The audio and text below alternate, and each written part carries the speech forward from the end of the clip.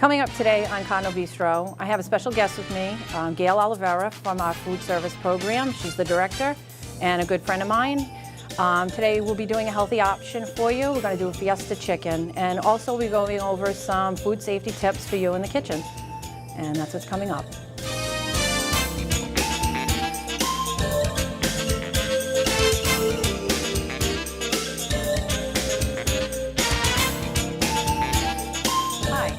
Thomas, and I am the district chef here at Case High School. This is my boss, Gail. She is the director of the food program at Case High School. Today we're going to be doing some recipes for you. I have a nice, healthy alternative to what's been going on with the holidays and everything. I thought I'd do something a little healthier for you today, so we can all get back on track and kick maybe the sweets and stuff that we've been doing for the last couple of months. So today we're going to do a Fiesta chicken, and we're going to start with a boneless, skinless chicken breast, and this is a 4-ounce chicken. This is portioned already.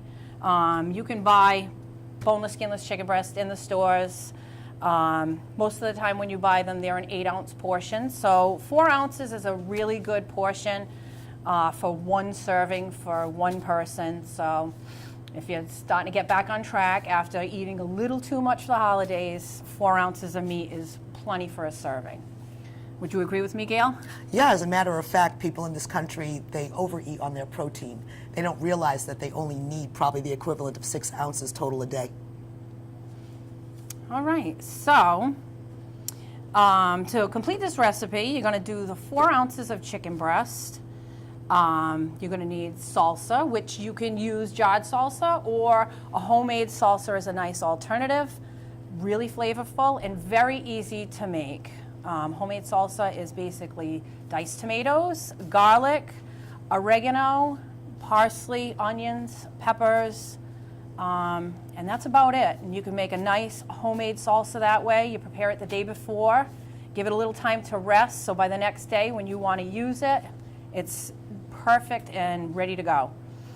And then you're going to need some green and red pepper strips and some sliced onions for this recipe. Also, you'll need garlic, olive oil, little salt and pepper, some parsley, and cheddar cheese to top off in the end. So we're going to start with the chicken breast. What I like to do with it, because it's a 4-ounce piece, we don't want it to dry out.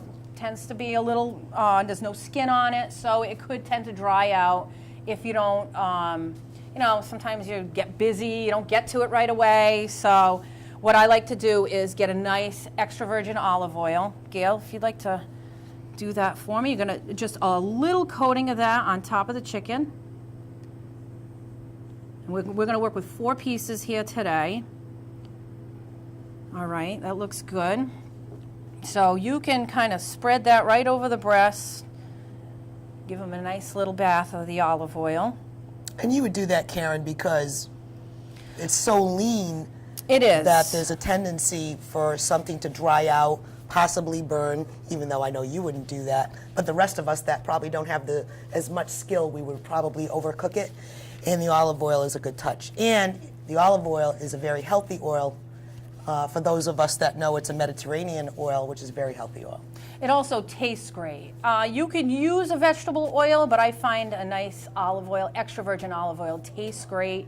You can even eat it with a little piece of bread or something. So it's got a very nice flavor to it. So it's going to really start the flavoring on that chicken breast, which chicken, we all know, tends to be a little flavorless until we do something to it. So if you notice, I just changed my glove. Working with chicken, I always like to, any meat really, I like to use a pair of gloves, because chicken, the raw meat, you could cross-contaminate somewhere. You don't want to, risk making any of your family sick or your guests sick. So gloves are a really good tool to have in the kitchen. We do use those in the school. We never really work without them. So I did touch the chicken breast, so right away I know I want to take that glove off, throw it out, put a new glove on, because I don't want to go and touch some of my spices or the cheese and then cross-contaminate with the raw product. So. And you at home, if you don't have any gloves, what you need to do is wash your hands under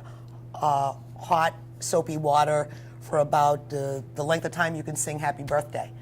A lot of us don't do that, and we don't realize there might be someone that's sick in the household, an older person, a very young person.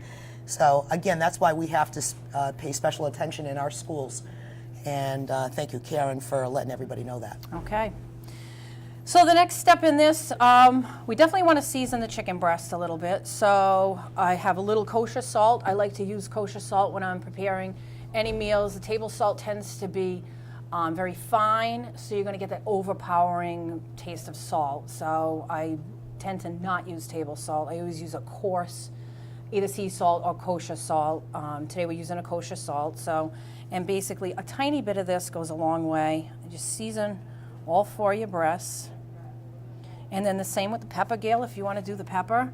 Depending on, how peppery you like something. Some people go nuts with pepper. I might go nuts with pepper. You might go nuts with pepper? Do you like a lot of pepper? Well, a lot of people will use pepper instead of using a lot of salt, but I like the balance that you're using. So, and since you're the expert, I'm going to go with your direction Okay, here. and that looks great. Now, because these are raw, and we're going to cook for a little bit of time, I'd say about 35 minutes. We'll talk about that in the end a little bit. I've used a chopped garlic. You can cut your garlic if you'd like. I'm a little on the lazy side, so I get the chopped stuff already, usually because I'm cooking a lot of stuff for a lot of people. This is really a nice, quick, easy way to flavor things up and not having to peel all the cloves of garlic. But if you like to do it like the professionals on TV, go right ahead. And a little of this goes a long way. So just a couple of little sprigs of this on top. That's going to season that up nice. Don't forget, we're using a salsa that's already been garlicked too. So we're not going to overdo it with the garlic on this. But a little bit on those breasts, you're going to need a little something. Next, Gail, if you want to take our nice salsa, and you're going to put a generous portion on each breast. Kind of coat the whole thing. Now, what's nice about using salsa on chicken or anything tomato-based, besides your regular chicken parm and all that, a tomato salsa is going to be nice and acidic. So the acid in the tomatoes will break down the chicken in the cook process. So you'll get a nice, juicy, flavorful piece of chicken in a little time. So if you're pressed for time and you've got a bunch of people to feed, or even your family, you get home from work kind of late and you want to do a nice meal, this is great for like a Cinco de Mayo day, or even if you want to just do something fun and make it fun for the family, this is a nice dish. You're going to feel like you're in a restaurant, and it's quick and it's delish, and you can do it. All right, Gail. Now I want you to take some of the onions, some of the peppers, and top each chicken breast. What I like about the tomato sauce as well is because I'm bringing the health aspect of it. Tomatoes itself are very high in an ingredient called lycopene, very healthy for individuals. And what I like about the salsa is it's an unexpected pleasure. People are used to Italian tomato sauce. They don't realize they could cook chicken with salsa. It's not just for tacos. It's not just for nachos. It's actually a really neat thing, and we serve. I think we might have to try this with the students here because they have a sophisticated taste. They might like it. And I like the colors of the peppers. Stealth nutrition, we call it, where you're hiding the high nutrient value of a food right in front of plain sight. Is that okay? Yeah, that looks great. All right. All right, so this is pretty much done. That's all you really want to do to this. We're going to throw it into an oven. I'm going to bake this on 300, and I'm going to go about 35 minutes on it. I'm going to check it after 35 minutes. What's a good handy tool to have in your kitchens at home, ladies and gentlemen, is a meat thermometer. Now, not everybody knows what the temperatures of meats and everything should be when it's coming out of the oven. So this thermometer is a number thermometer. It's telling me what the temperatures are because I know what temperature things should be. But you can get these that actually say chicken, meat, pork. It's going to tell you exactly where it should be, and what the meat is. So very healthy tool to have. I would suggest everybody go out and get one. You can get one for like $5. You can get them, yeah. I was at the local stores and I was hunting for them, and I saw a good thermometer like that for about $7, but they have a digital. I think what Karen's trying to say is sometimes we're not sure, do we cook it enough? Do we refrigerate it enough? Is it cold enough? Is it hot enough? And for some individuals, if you don't cook it enough, and then you haven't killed the bacteria that's naturally occurring in the food, again, someone could get sick. So there's a method to the madness, and then again, a lot of good tips. You don't want to overdo it either. No. So you don't want to cook it to death. Nope. Like, I grew up eating food cooked to death, right? I mean, well, I guess all the pork and everything, all that. Your mother had to cook that stuff till it was like a roof shingle. We don't want that anymore. So that is a great, great tool right here. Great tool. So you get a perfect temperature on the food. You know what's great to eat. You know what's safe to eat. And it's probably not going to be dried out anymore. Exactly. So, all right, so this is basically done. You're going to cover this in the oven, 300, for about half an hour. What I want to get started on is I want to serve this with a nice whole grain pasta. So while this is cooking in the oven, we're going to pretend this is covered. And I want to get started on a nice pasta for you. I thought a nice whole grain pasta would be great with this. Still a healthy option with the chicken. You know, a smaller portion of chicken, so maybe you are all used to eating the 6-ounce piece of chicken, and that's not going to fill you up. So I thought I'd couple it up with some nice whole grain pasta today. So I already cooked up the pasta, and whole grain pasta you can get at the store. You can do a whole wheat pasta too if that's something you're interested in. They have awesome pastas out now. You can get a sun-dried tomato, you can get a spinach pasta. A lot of nice, healthy choices for an alternative to the white pasta that people are used to. And look at your ingredient labels. If you want to know something is a whole grain item, the whole grain, whole wheat will be the first ingredient. Believe it or not, some people will think that something's whole grain when it just has the color brown. It is not. Not necessarily. So just pay attention. And again, we serve a lot of whole grain in schools nowadays, and I think a lot of students are used to it now. And they're probably taking a lot of these ideas back home. We're so accustomed to now whole grain versus white. Even if it's enriched, the whole grain is much better. Yeah. All right, so I've already cooked this pasta up. It's done. And then to season it, very basic. We've already done enough with tomato, so I think I just decided to stay away from a tomato sauce on this pasta. And again, a nice olive oil. I'm a big fan of olive oil, so a nice extra virgin olive oil. I have put in a pan, I've melted a half a stick of butter in there. I'm going to add to that some of the crushed garlic, and I'm going to add Parmesan cheese. And then I'm going to toss the pasta right into that bowl.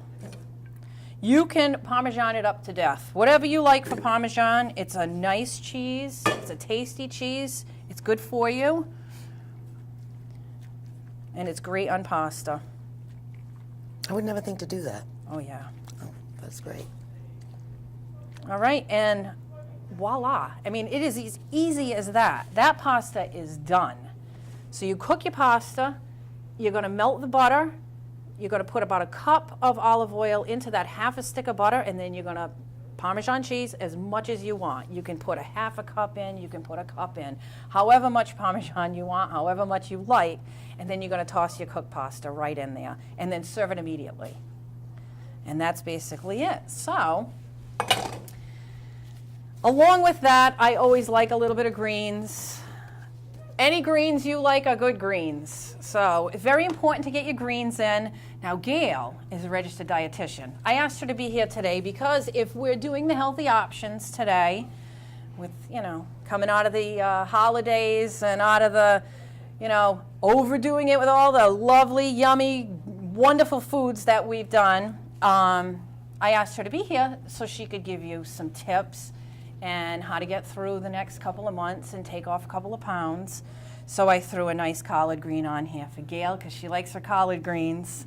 But you can do any green you want with this dish. So you got your Fiesta chicken, You've got your wonderful whole grain pasta and whatever green you like, be it a baby spinach, be it a steamed broccoli, any green you like would go well with this dish.